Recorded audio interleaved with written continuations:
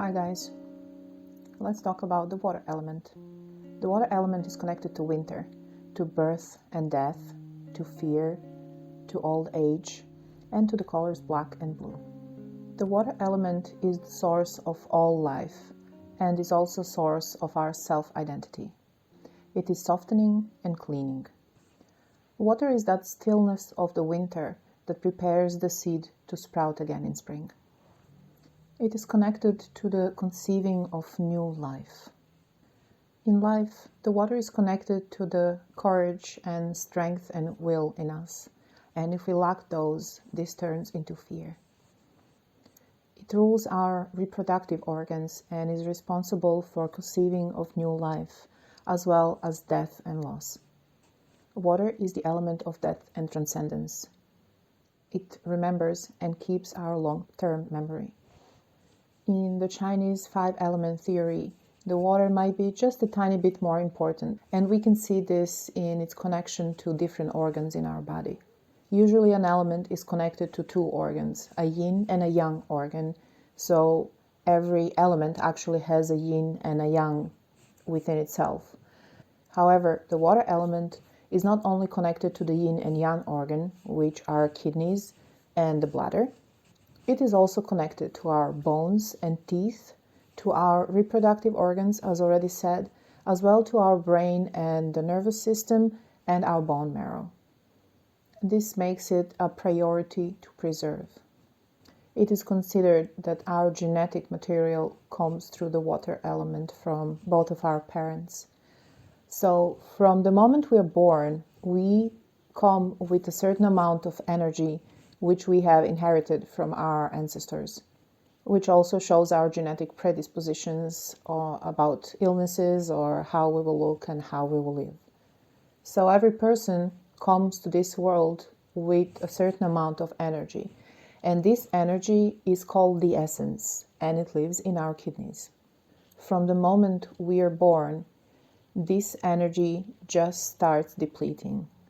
There is no such thing like replenishing this. It means it's the clock that's ticking, and depending on the way we live, how much energy we preserve, how we eat, how we rest, and how we deal with our everyday life and stresses, this can either prolong our life and let the energy be lost at a slower pace, or if we're uncaring, then we can lose the energy very quickly.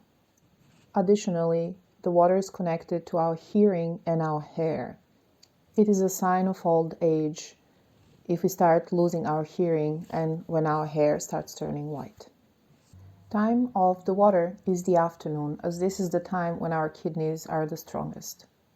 It is time of rest and recovery. The season is winter. Foods connected to it are fish and all the salty foods. Actually, if our water element is a bit lower, we will have a craving for salty foods instead of the usual sweet foods when we lack energy. The emotion closely connected to the water element is fear.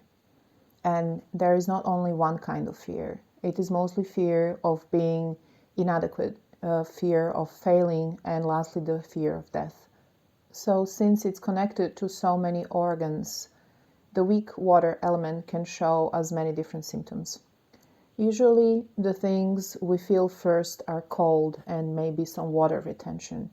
And later that moves on to our joints. So any kind of back pain, low back pain, knees or leg joints in particular are connected to the water element. Any urinary and reproductive issues have to do with the water element that is depleted or very low. It can show as hearing problems and low libido as well. Emotionally, we can see a weak water element in people who groan very often from being exhausted all day long, in people who lack the will to face another day. And if the water element is very low, then thoughts of suicide can come up. We can say that the low water element can impact both our body and our mind. In Magick, we can use water, of course, for cleansing and regeneration, but more often maybe we use it for manifestation of the new stuff. Water is the rebirth. So anytime we leave something behind, we can concentrate on something new.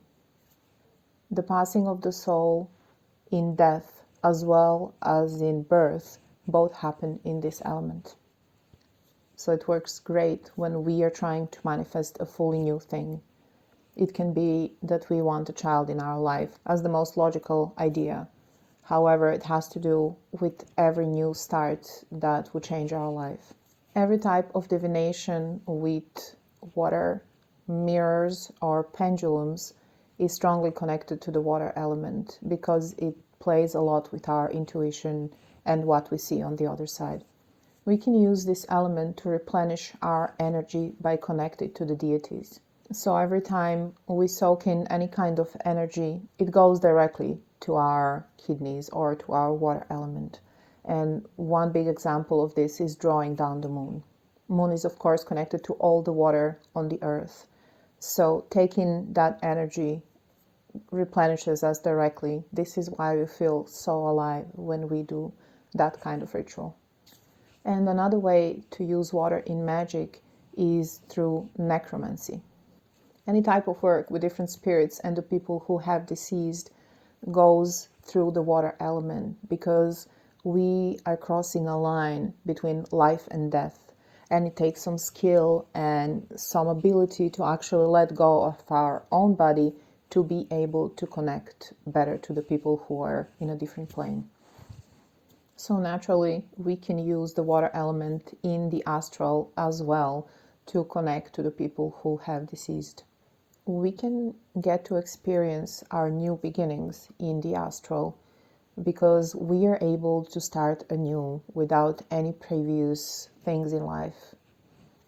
And water makes this experience way deeper and way more real. It is almost as if we have become the water. We can easily overcome our obstacles and get to where we want to be. In the end, water always finds the lowest point and always finds a way to go through. So associating ourselves with this element, we can find solutions to the stuff that we cannot find solution to in life when we think about them. Naturally, any type of death alchemy belongs into the water element. There are several techniques where we learn to leave our body behind. Either when we want to connect to the ancestors, or we're trying to connect to different deities, or just for sake of looking at ourselves from the distance. Many shamanic techniques are basically us leaving the body behind. Taking up a form without the body makes us more proficient in different astral journeys. It makes us capable to get where we want to get easier and to visualize stuff that we otherwise can't. The fear of leaving the body becomes smaller and smaller until it disappears. While we dream, this is a normal way for our spirit to act. Our spirit, or our hun, or the wandering soul, leaves our body and then goes somewhere, so we dream.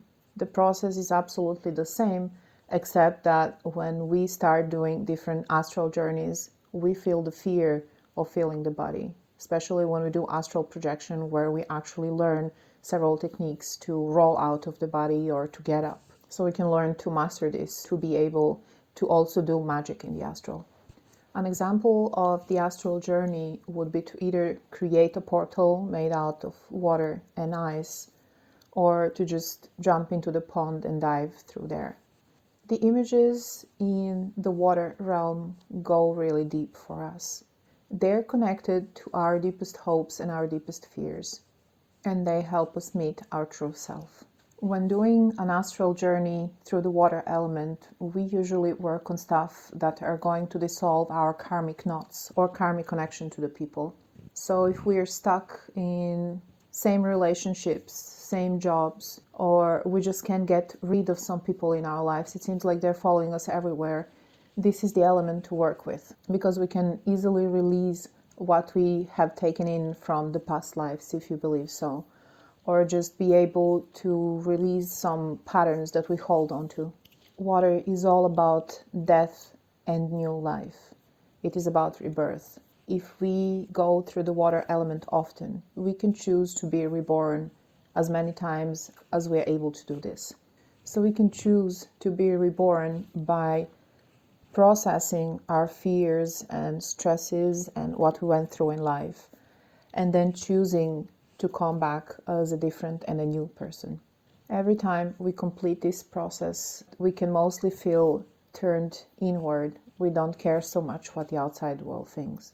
We do not need to show what we did or repeat what we said so everybody can admire us and stuff like that.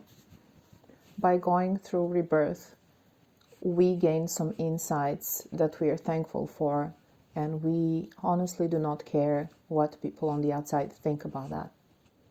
And unlike the wisdom from learning that we have gained in the metal element, this is considered to be the true wisdom of life. So, winter is the season of the water. It is the season of philosophy and deep thought, but also a season where we are aligning to the nature. In the past, the closer to the nature a tribe was, there was a bigger chance of survival. So it is no wonder that during the winter, many tribes have gotten up and gone to bed with the sun. And as we know that winter has very short days, those days were used to finish what was necessary, but the rest of the day or the evening was used to learn, to tell stories, and to give to the younger people what old people remember. This is when knowledge was passed, and this is also time of self-preservation, of warming up and feeling close to the earth and people who are our closest people and our family. So just because we don't live in tribes anymore, it doesn't mean that we cannot do this again, because we're still part of this nature. We can use this time to learn, to read, to sleep enough, and to let go of any stressful situation that we used to hold on to. This is the time where we usually get the idea of our own corporeal nature, of our mortality and our insignificance. And this is really important because the knowledge gained from the water element is huge, and I cannot possibly cover it here.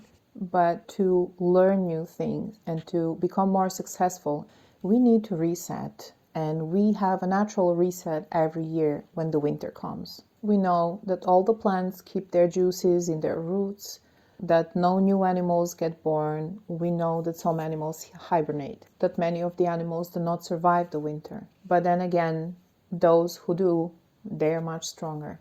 The cold of the winter and the frozen ground are absolutely essential for some seeds to actually be able to sprout in the spring. So even though it looks dead on the outside, in the inside, the energy is gathering and becoming denser until the first sun is out and the new life can start. So this is also how we react. If we take our time in winter, we will be able to take on the new year when it comes and to be very active during the rest of the years and the seasons that are not that cold. There is a lot more to learn about the water element. It's truly rich. So I will be attaching another blog post to this video. If you have any questions or would like to add something, please comment down below, and please don't forget to subscribe. Thank you all for being here.